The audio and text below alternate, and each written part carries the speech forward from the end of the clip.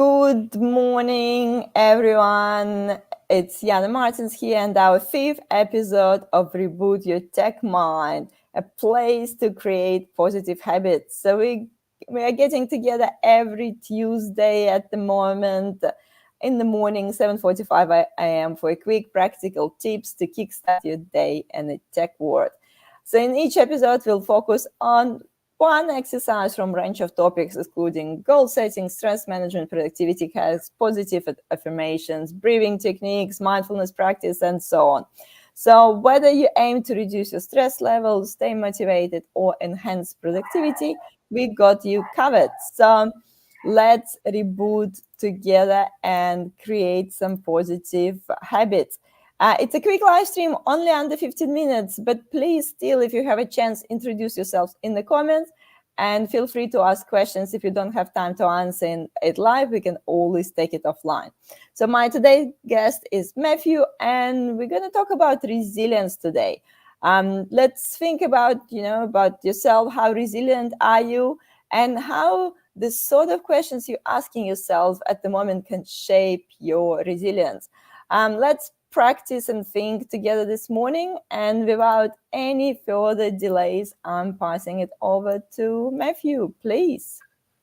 Thanks, Jana. Well, yes, good morning to you and good morning, everyone. My name is Matthew Doig. I'm the Director of Growth Code, which is a company that specialises in assisting people and companies in making transformations in the digital age.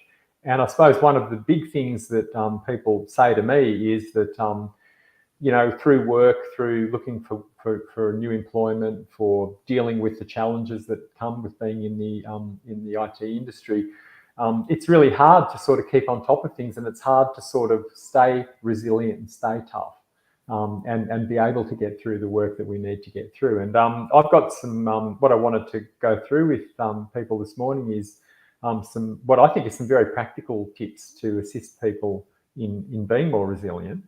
And one of the first things that I do, and I say to people, they're saying, oh, gee, I'm having trouble coping with everything because this has just happened to me.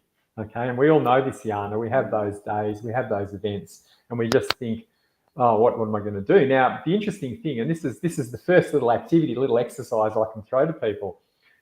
Stop and say, what sort of questions are you asking yourself at the moment when these things happen to you? And this is a really, really simple way to just take a pause and actually think to yourself, what am I dealing with here? And it all comes back to the quality of the questions that you ask. Are they, and I like to talk about these as being low quality and high quality questions, okay? So a low quality question, if you're driving out in the country, Jana, and you're on your way to the surf, okay, and you're really looking forward to it, and all of a sudden you get a flat tire, okay? And you get out of the car and you say, a low quality question is, why has this happened to me? This isn't fair. Look what's going on. That sort of helpless type of response. And the interesting thing about the low quality questions is that they tend to feed themselves, and they tend to actually really impact on your ability to rise above these difficult situations. Now, the opposite of that is what I call the high quality question. And the high quality question is simply, what can I do now? Okay. The first question that comes to my mind would be, who do I call? Well, look, maybe that's exactly what you have to do. And I'm not saying that, this isn't any reflection on your ability to change a car tire, I should add. But, this is the thing. What we need to move to this high quality type question approach, because what am I now going to do? And a lot of resilience, there's certain qualities that we can have and things that we can do, but what's particularly important is we need to unlock what we've got already to manage these situations. If you imagine lots of these little things happening day in, day out, it's not only a factor in terms of stress, but broadly speaking, it tests our resilience. Because things happen, things will continue to happen all the time. So I suppose that's the first thing, that I would say about, this whole thing of what are the quality of your questions? And I invite people to do that. I invite people to actually think of something that's happened. What sort of questions were you asking yourself when that happened? Were they low quality? Were they high quality? And that's my first little tip. Before I talk about anything else, just stop and ask yourself that. And you'd be surprised sometimes that the mere act of saying, what can I do now, actually unlocks a capacity for you to actually move on and do something. And that's one of the keys to resilience, is actually to be able to do that sort of thing.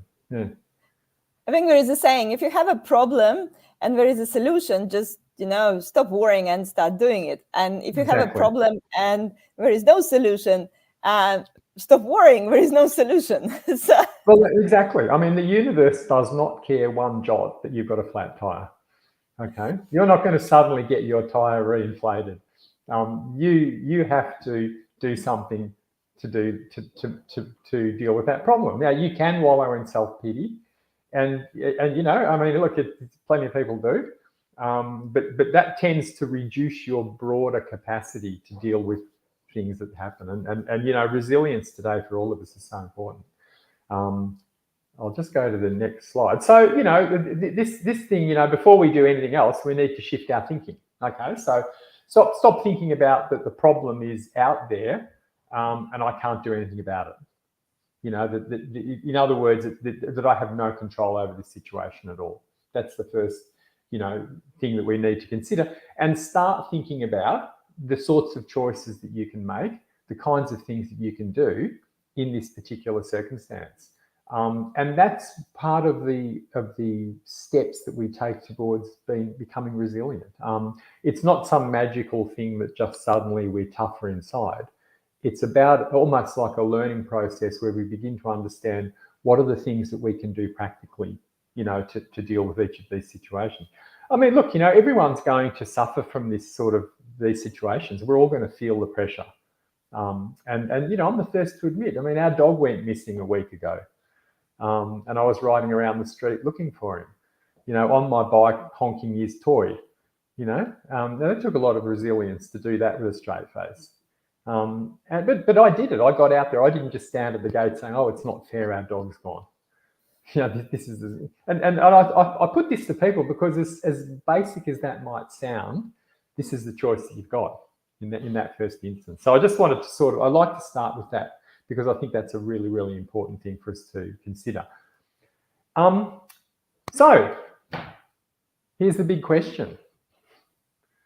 How resilient are you? Yeah, how resilient are you guys? Whoever is listening to us or watching the replay, would be great to get your self judgment of yourself. So how resilient you are from 1 to 10. So maybe put it in the comments. Just the subjective thought, like how do you feel about yourself? How resilient you are from 1 to 10 would be interesting to see. And how do we measure that? Yeah, and this is the thing I suppose that we've got to be really, really considering of, because what we're looking at here is when I go, and this table is really quite useful for us, because if we look on the one side, what's the stress we're facing going from low to high? What are our coping skills? Generally, we say a resilient person is in that box where they have the high coping skills, where they can deal with the high stress situations. They're not always going to need to do that. Okay. On the other hand, where there's low stress and low coping, things are calm because we don't need to cope. I don't know how many people actually ever experience that, to be honest. I think that's quite a dream world. People who have got low levels of stress but high coping skills would exhibit strong behaviour. And people that are in a situation where the stress is high but the coping skills are low are obviously very anxious. And a lot of the anxiety that comes from those situations is our fear that we're not going to cope with it. We're not going to be able to control it.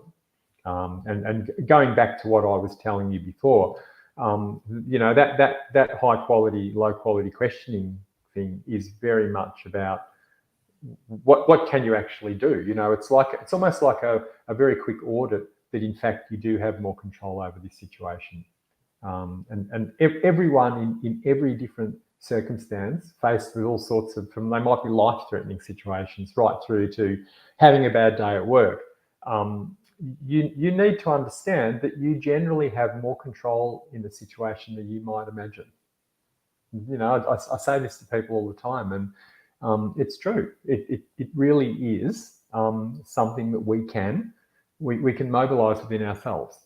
And I'm not getting into anything deep and psychological here either. I'm just actually saying that you know, when you stop and you take pause and you think, what control do I actually have over this situation now? And that's the key. I was talking to someone who was looking forward to going on a picnic, okay, and they woke up in the morning to the sound of heavy rain on the roof. Okay, it was like on a Sunday morning, and they were so looking forward to catching up with their friends and having a picnic. And they said that they were lying in bed, and the first thing that they did was they started asking themselves low quality questions. Oh, why is it raining? Oh, just why is Melbourne so crap in autumn? This sort of stuff, you know, on and on it went. And in fact, a high quality question would have simply been, okay, it's raining. I still want to see my friends. What else can we do? Let's go to the pub. How difficult was that? But by thinking that, you actually change the whole stream of thought. Yeah. Yep. Yeah. Simple first reaction, and can change problem right. straight away, and you don't have a problem anymore. No, that's exactly. And so I suppose, you know, when we think about this, you know, and I just wanted to sort of make this comment, you know, what does a resilient person look like? And I suppose the thing that I would say is, well, they have a positive outlook. Now, when I say a positive outlook, I don't think life always has to be happy and cheerful and zippity-doo-dah. I'm not suggesting that. But what they have is that they anticipate that things are going to work out, that they're going to get through this situation, that it's not doom and gloom. And that's an interesting way of looking at the world, because it does actually help you with resilience. They have a strong sense of control. So they actually have that sense that they can do something, whatever it might be, even as small as it might be. It might simply be their own mind, the way that they view a situation. Another interesting one is strong social connections. Resilient people actually tend to have and tend to place a lot of emphasis on the people around them, and that can give a lot of support, but it means they also give support. And giving support and being helpful to other people is actually indicated as being a very strong, positive psychological benefit. And I certainly believe it helps with resilience. They can show empathy as well. Resilient people are really good at understanding what other people's circumstances are, because they've been in those circumstances. And this helps with their sort of overall attitude. They can identify and manage their emotions. And I'm guessing, you know, when I go back to the high quality, low quality questioning, that's one of them. I can actually stop and say to myself, am I asking questions which are actually sinking me? You know, and am I allowing myself to become more and more down in the dumps? And look, honestly, we can actually stop and ask ourselves this question. They have a high level of self-efficacy. Now, what I mean by self-efficacy is that they actually believe, not only do they have a strong sense of control, but they believe that they can actually make things change, they can do things, and that they're actually good at things. And they're also problem solvers. Whether it's just working out how to get your tyre fixed in a remote location near a great surf beach, or whether it's something else. You know, the ability to try and work stuff out is a mental attitude. There's no such thing as I'm not good at solving problems. That's nonsense. 90% of problem solving is the attitude you start out with. And then you can talk about all the other logic and whatnot. But I've always found that problem solving comes back to that kind of ability to actually have the attitude that I'm going to do something. So look, I mean, I guess and I know we've just about done our time, but I just wanted to sort of make that point, you know, that we've got that capacity in us to ask those positive questions and to exhibit these kinds of behaviours. And I think that is something that's going to be really, really helpful for people going forward. Be comfortable with the uncomfortable. Practice asking for things to do. Ask for challenges that stretch you at work. Create opportunities to fail. Have a go at doing things that are going to be difficult. And if you fail, have a practice of your questioning. And stretch your comfort zone. Try to do things that are different. These are all little things that we can do It might even be just exercise. I can't possibly walk around the lake in 10 minutes. Well, have a go and see. Take some control. Or go for a swim, even the water still seems cold in Melbourne. Yeah, absolutely. Yeah, you could do that. Alrighty. And where people can find you, Matthew, I think we have all the details on the screen. So if people want to learn more about resilience, they can look at your website and send you email, and I guess connect with you on LinkedIn. That's right. Yep. Happy to hear from people. And basically, guys, the one thing that we want you to learn from today's video is you can start small. Yes, so you want to be more resilient. There is plenty of things you can do. But the first thing you can do is just that simple first question you're asking yourself when you're in stressful situations. So try and make sure to apply it today when you feel a bit irritated that something didn't go the way you wanted it to go. So, and just notice what the first thing came to your mind when it happened. And obviously, if you're enjoying our discussion, please make sure to like this video, as it will encourage me to keep going and keep bringing various experts from my network to share their knowledge. And join us every Tuesday to get a dose of positive vibes and helpful tips. And also don't forget about my Wednesday panel discussion. So every Wednesday panel discussion, every Tuesday we're rebooting our tech mind. So thank you so much for listening. Thank you, Matthew, for joining me this morning. And let's all be a bit more resilient together. Or calm will do as well. But there's not that many choices of being calm. Let's just be resilient. And I'll see everyone next Tuesday morning. Thank you.